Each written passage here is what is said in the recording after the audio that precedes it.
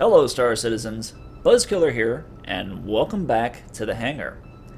Now today, that's Friday the 18th of December, CIG released Alpha 2.1 to the public test universe.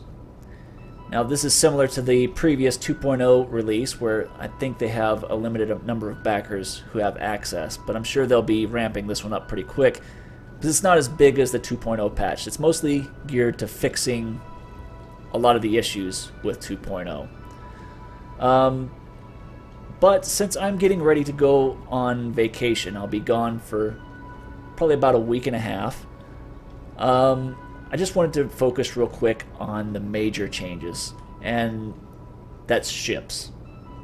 So to start off, we have the Aegis Vanguard. And they've done some cosmetic work to this ship. Actually quite a bit of work, so we'll take a look at this real quick. The first thing you'll notice is the Apocalypse Arms Death Ballistic Cannon here has been updated. Last time we saw this, it was just pretty much a gray model. It had nothing else. But it looks like they've added the effects, put the textures in, given its materials. It looks like there's a little bit of bug here with the barrel. It's detached from the main weapon. That's pretty cool because it allows us to really look in there and see some of the other components. I'm sure they'll fix that. The barrel looks nice. It's got a little warning label there. Oh, look at there. They even rifled the barrels.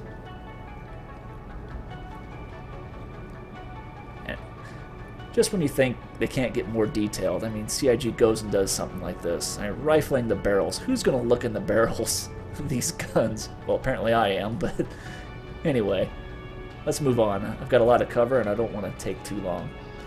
So yeah, the nose looks like it's gone through a bit of a pass. The 4 fixed weapons look a little bit different. They've added some missile racks here. The wings are no longer fully swept back. They're kind of in a 3/4 position. Of course, these are supposed to swing all the way out to be almost straight, like the P-38 Lightning, and then they swing all the way in for space travel.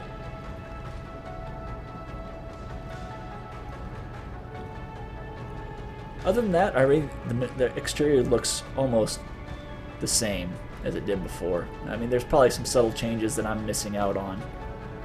But the majority of the work, well, looks like they changed the landing gear as well.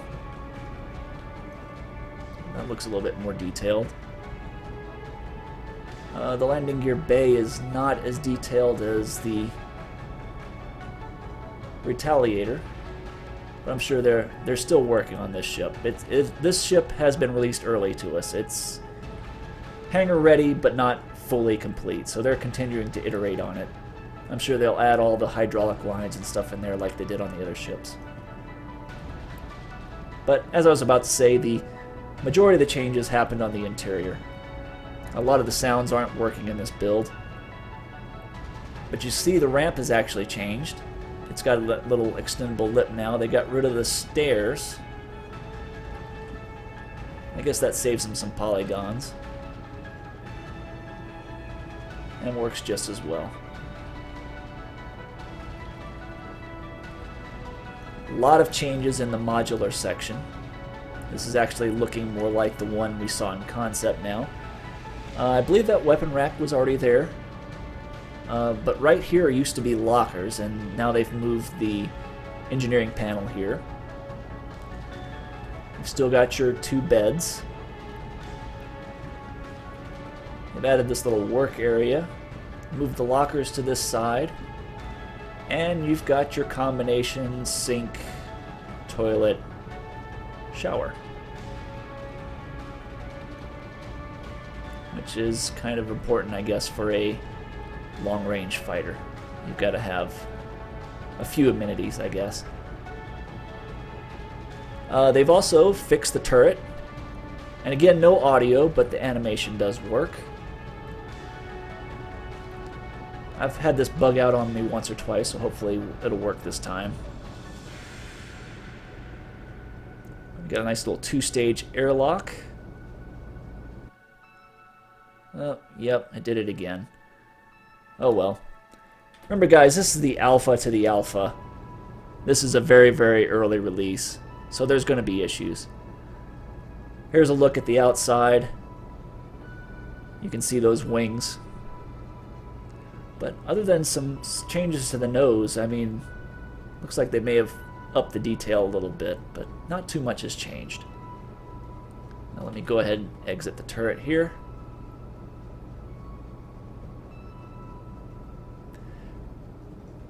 But yeah, that turret is directly out of the Retaliator. What is going on? Come on. Alright, there we go. Alright. Again, sorry for the glitches, guys. But I'm running on my second take here, and I really don't want to continue to make more takes, because I've been having a lot of issues, computer-wise. But, okay, moving on.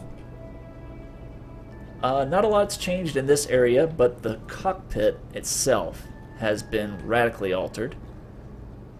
And, yeah, they took a lot of our feedback on this one. If you remember, it pretty much had the same cockpit from the Retaliator in here. Now it's a little bit different. A lot different. And got a new seat animation.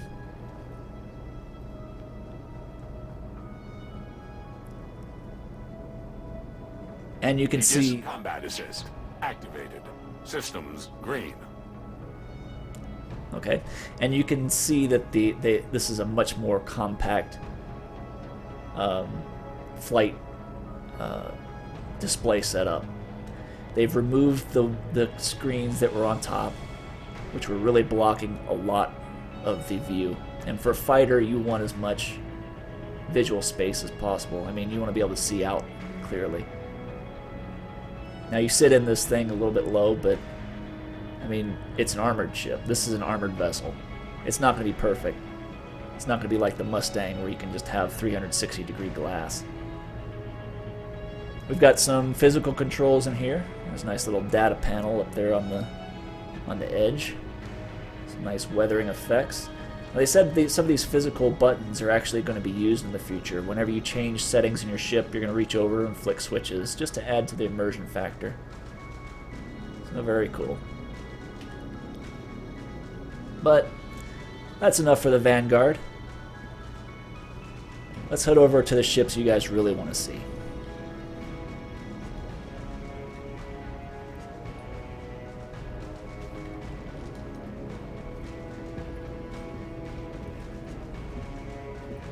Okay, so the next ship we're going to check out is the latest and greatest. This is the newest from Aegis.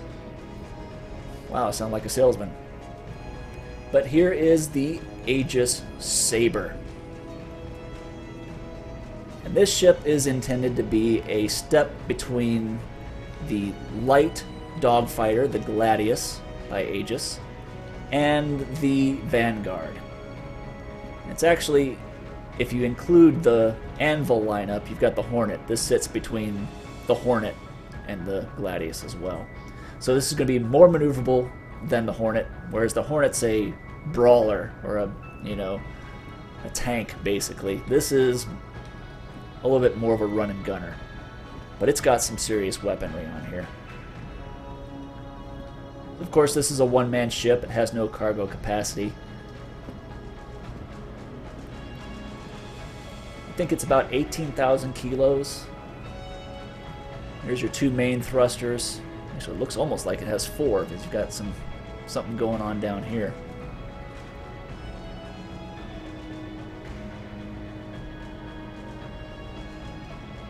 Anyway. So yeah, two TR3 main thrusters.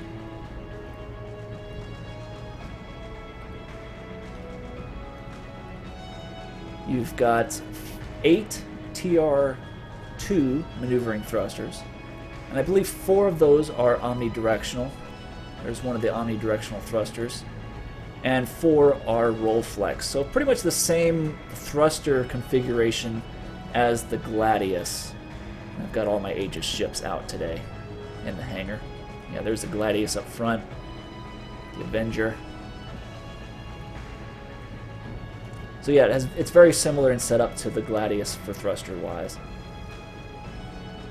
In fact, I think I can climb up on top of the ship and we can take a look. Close look. Of course, it has that Aegis paint job that we're starting to see. I mean, you've got the Retaliator, the Vanguard, and now this have this paint job. Okay, so there's two of the roll flex type thrusters. There's two more underneath somewhere. Oh, ooh. And there's the two omnidirectional on the top. This is a very sexy ship. Oh man, this thing is cool looking. Not sure what's going on here. It looks like some kind of grating almost. Maybe that's where the heat exchanger is. So the ship's going to have several power plants and several shields. I think it was 3 power plants, probably 3 small power plants, and 4 shields, I believe. I don't have the stats page up, so I don't want to lie to you. And of course, the stats page is going to be changing anyway. So for weapons, you have 2 size 3 fixed mounts, and that's here on the wings, and those are the CF, what is that, the 2, well, it's the, dang it, the Panther repeaters. And then it says it's 2 size 3 gimbaled, but I think it's just size 3 mounts. So you can have size 3 fixed weapons here, or size 2 gimbaled, because these definitely look like the size 2 Badger, or is it Bulldog? Badger, yeah, Badger repeaters here. Look at that engine intake. It's just super detailed, very, very nice. A lot of people say, why do you need intakes on these ships? Well, in lore, this is where your ship scoops up fuel. Apparently there's a bunch of hydrogen floating around in space, and these are designed to collect that hydrogen and turn it into your boost fuel. There's some more intakes, or maybe that's retro thrusters. The nose is very similar to the new Vanguard. So the Vanguard, very much, I mean, you kind of see it in the background there. It's almost exactly the same. It's just missing the 4 fixed weapons on the front of the Vanguard. So let's hop in the cockpit. I love that glass, by the way. Has a very cool ladder animation.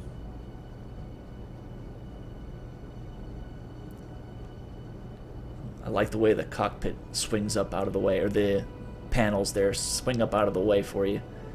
Unfortunately, I can't look around in here, but you can see it has a very same setup as the Vanguard. Keep on wanting to say Retaliator.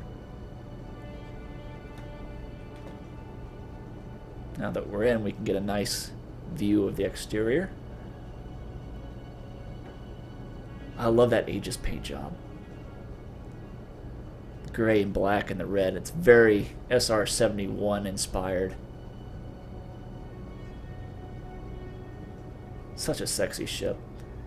It looks like this ship has the variable wings as well. Doesn't look like they will extend out much further than they are already, but they'll probably swing back to lower your signature, your cross section.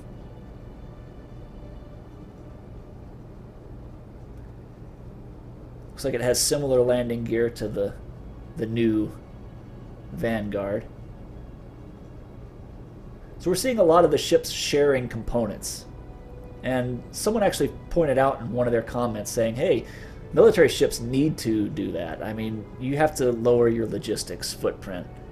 And I didn't even think about that, but that's absolutely correct. I mean, the more you can share parts between ships, the easier it is to get spare parts to those ships.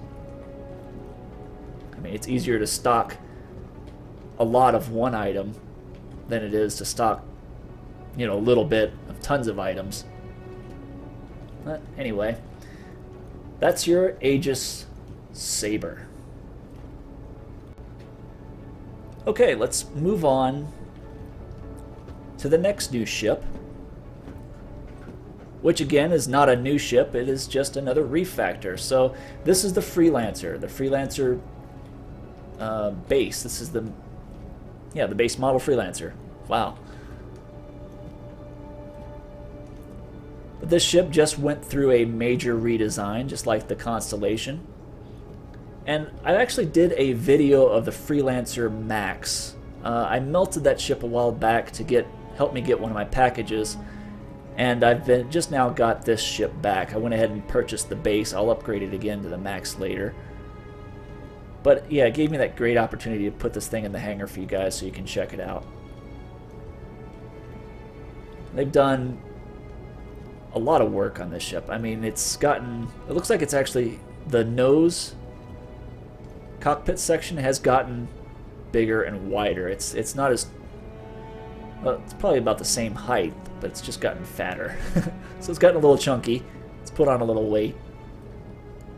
One thing you'll notice is the entryway through the landing gear is gone. This looks like it should be a maneuvering thruster mount there. Rescue tab there. Wonder how that works, if that's actually functional in some way. But your new front entry is supposed to be through this hatch, and I've tried it. Just doesn't work.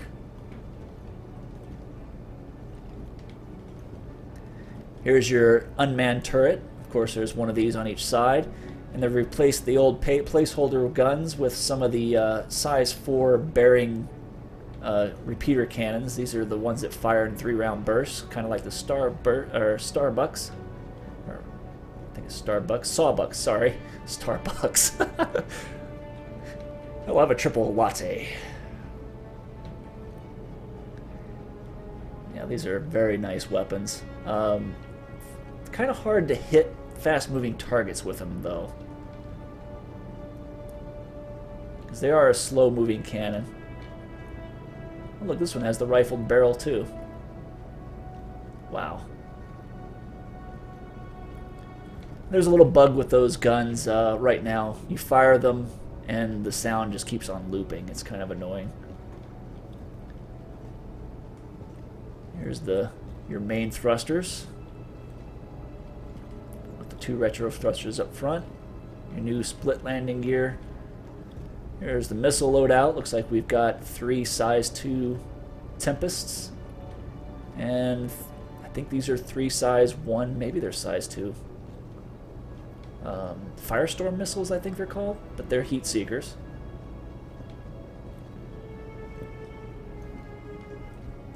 There's the rear end of your main thrusters.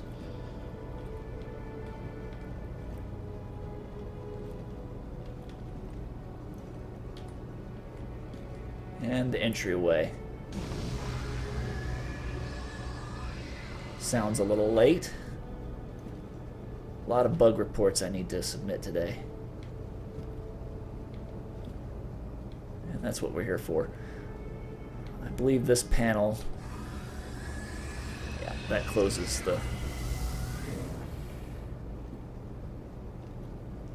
the door. And here's our new turret. It is functional.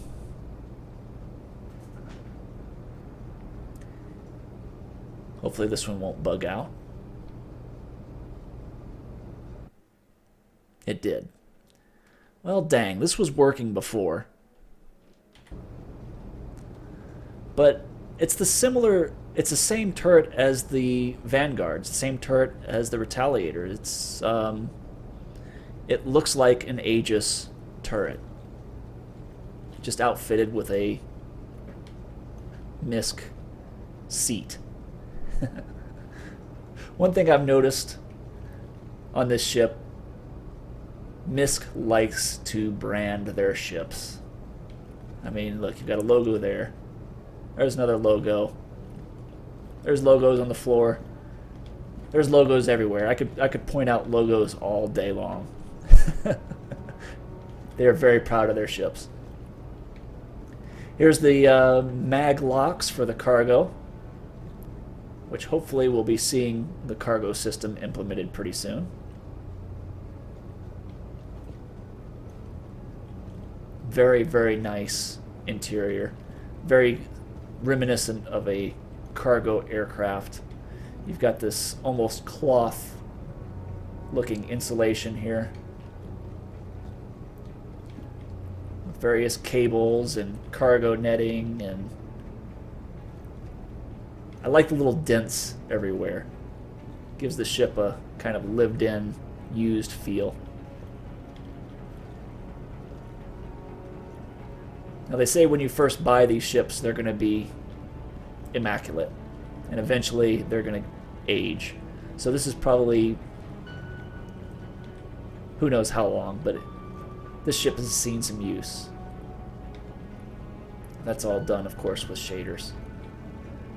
Interesting yellow ducting, some more panels here, probably for a cargo manifest or something. Ventilation, etc. Now, I had a little debate with people in the original model of this ship as to whether or not this section was a cargo section. Now, I didn't think it was. I thought it was just an airlock. But now it's actually a docking ring. And look, cargo. I was wrong. So whoever you were, I don't remember, I'm sorry. You were right. I was wrong. I can admit it.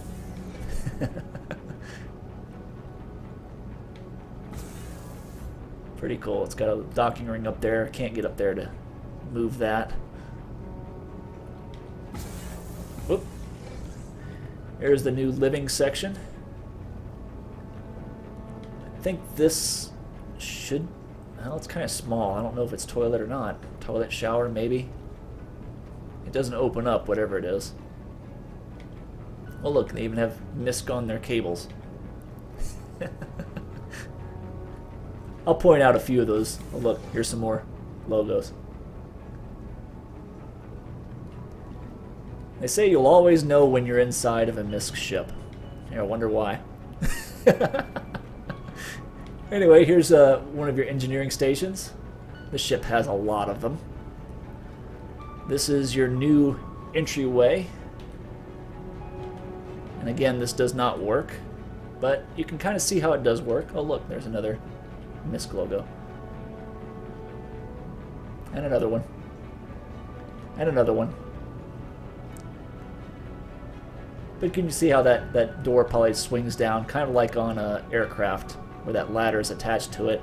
Either that or it swings open and then this ladder just sort of moves down into place. I think that's how it works, because I think I remember seeing two hinges on the side. Here's your beds. You got 4 of them. You can get into them, but of course you can't move your head. And you've got your Candace pinned up. And of course more MISC branding. Because when you're floating in the dead of space and you're sleeping, your bed / escape pod, you want to know whose ship put you there in the first place. Escape pod usage. Ensure limbs are inside a vehicle before ejecting. God, I hope so. Failing to do so will result in loss of body parts. Yeah. And there's a little crush indicator. More MISC branding. Okay, I'll stop with the MISC logo. Wait, one more. MISC, MISC, 2 more. Okay, now I'll stop. Alright, here's the front cockpit. The left is your pilot seat. Looks like they've changed the yoke. And the right is your co-pilot seat. And then you have 2 more engineering stations. And you'll see those in action when we take this ship for a test flight.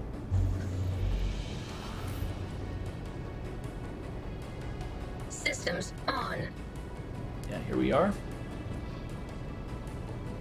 Obviously, it's not going to have the greatest viewing angles. This is a cargo ship.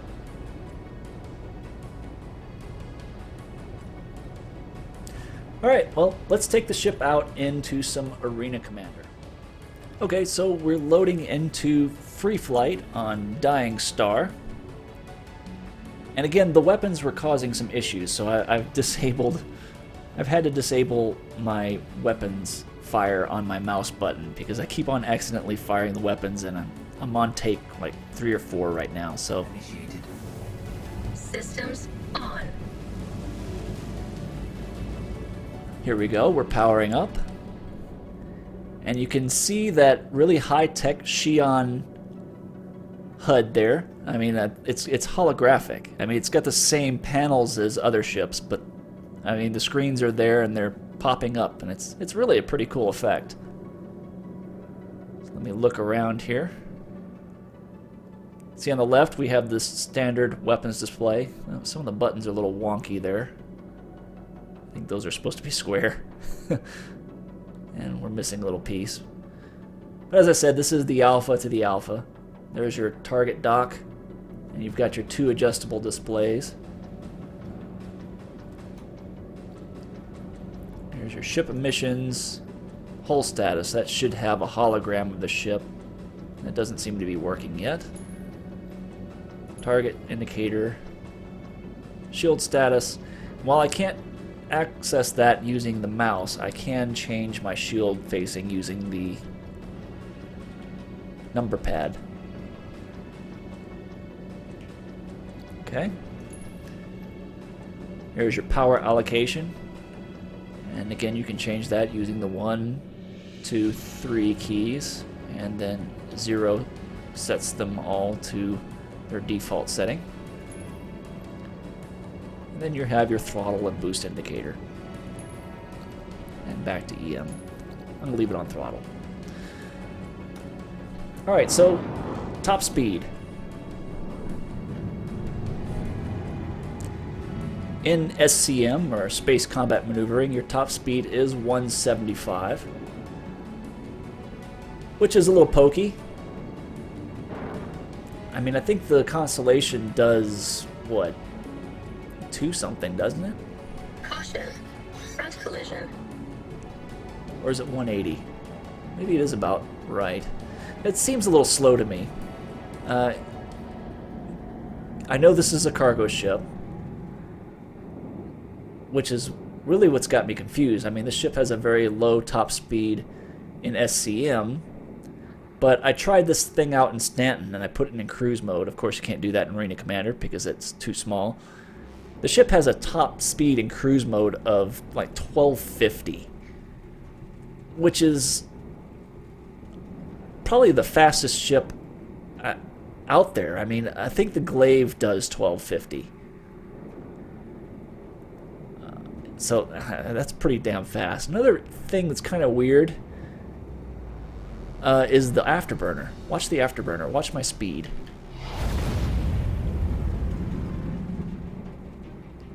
$520. That's fast for afterburner. This thing must have a serious booster on it. Another weird thing about the ship, I mean, is how maneuverable it is. This thing handles like a light fighter. I mean, I can fly circles around this asteroid, no problem.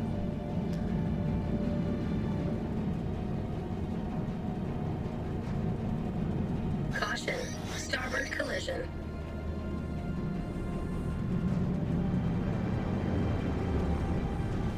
Caution. Front collision. Now, I don't know if that's because of the low speed or the ship has just too much thrust. I think it's the latter. And I know the ship is supposed to be able to carry a lot of cargo, and the cargo adds mass, and when it's empty, you'd think it would fly better, but I mean, look at my forward direction indicator. That's the little circle with the up arrow. Here, I'll show you in rear view. That's the rear direction indicator.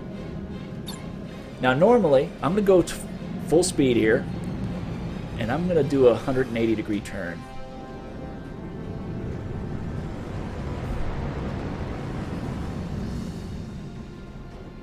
Now you notice the forward direction indicator never left the screen. Most ships, you pull a maneuver like that, you're going to catch up to your rear target indicator. Front collision. Let's try not to run into any asteroids. Caution.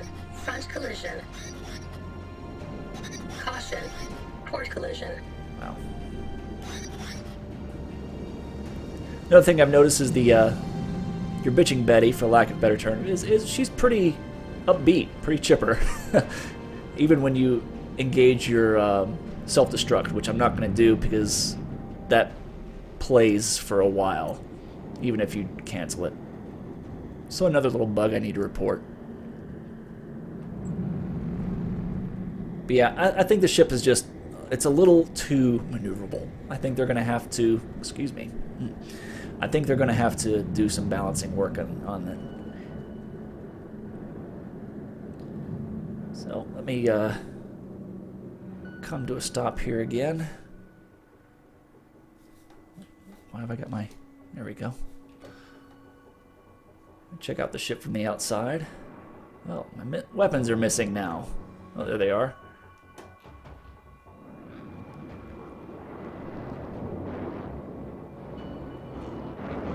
Let's see the maneuvering thrusters.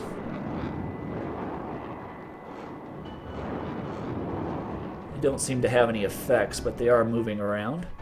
There's quite a few of them. Those are missing.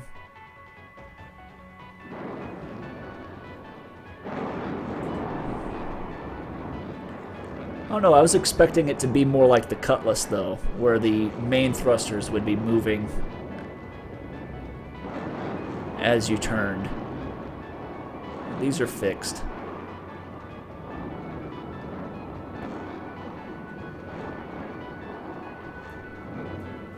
Oh well.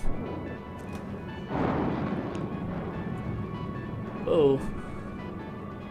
Let's see if we can find the landing pad. Landing HUD activated. If I can find the central spire.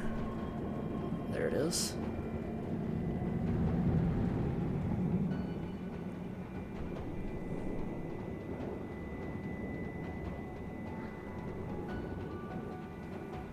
Auto land on. User controlled landing on. Well, that's a little bit different. But again, she's very chipper. Very cheerful. Makes me wonder if you're getting hit. Your left shield is hit. I don't know. Request to land approved. Alright. Let's go to third person. Landing gear down. Oh, that's what I wanted to catch. I wanted to catch the landing gear coming down. Auto land on. Let's back off again and try that. I just want to see the landing gear. Landing gear up. Well, the front works pretty well. The back's got a little bit of a hitch in the animation there.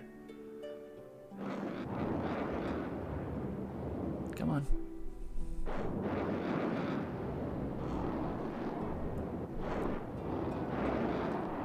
Landing gear down. Request to land approved. Alright, should be landing. It doesn't want to land. User controlled landing on. See if we can't land her manually here.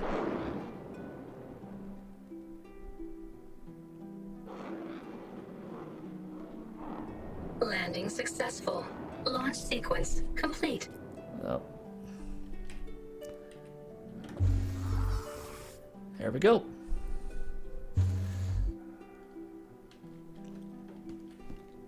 Alright, before we close off, let me go ahead and check out the co-pilot seat.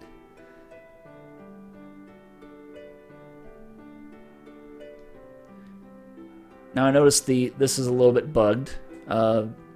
This should be all one piece, but you've got your shield indicators, 2 of them up here, 2 of them down there, so a few little issues with this. You've got your other panels. That one's offset. But again, like I said, this is the alpha of the alpha, so you have to give them a little bit of slack, guys. Your power adjustment. A lot of these systems, these seats aren't very useful right now. A lot of these systems should be coming online hopefully soon. Right now you just have shields, and I don't think you can do much on shields.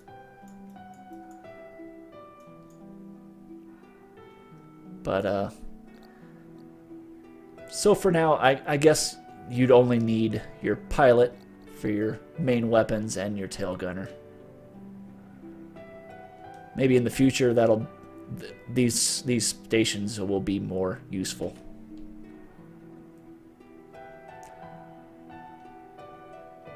And of course, I've sat in these back chairs, and they're exactly the same as the co-pilot seat. But I think that about covers the Freelancer. I hope you enjoyed the tour of the hangar, getting to see the updated Vanguard, the Sabre, this ship, and the little flight test. So, yeah, if you did enjoy the video, please feel free to hit that like or subscribe button. And once again, this has been BuzZz, and I'll see you guys in the verse.